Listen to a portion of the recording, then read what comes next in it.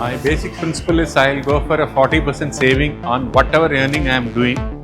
ഞാനൊരു 300 രൂപ സേവ് ചെയ്യുള്ളൂ, ബാക്കി 700 ചിലവാക്കും. വരവിൽ കൂടുതൽ എന്തെങ്കിലും ചിലവുണ്ടാവില്ല. മാക്സിമം അങ്ങനെ ട്രൈ ചെയ്യും. ഒരു 500 അസറ്റാക്കി വെക്കാൻ ട്രൈ ചെയ്യും. ഓൾമോസ്റ്റ് 70% നമുക്ക് ചിലവാകും. ഇൻവെസ്റ്റ്മെന്റ് സത്യം പറയാച്ചാൽ വളരെ കുറവാണ്. 30% നമ്മൾ എന്തായാലും സേവിങ്സിലേക്കാണ് ഇടുക. നമ്മൾക്ക് ചിലവാക്കാൻ ഒരു 500 ചിലവ് ചെയ്യും. സേവ് ചെയ്യുകയാണെങ്കിൽ ഒരു 300 ഒക്കെ സേവ് ചെയ്യും. 1000 ചിലവാക്കും. 50% ഞാൻ സേവ് ചെയ്യാൻ നോക്കും.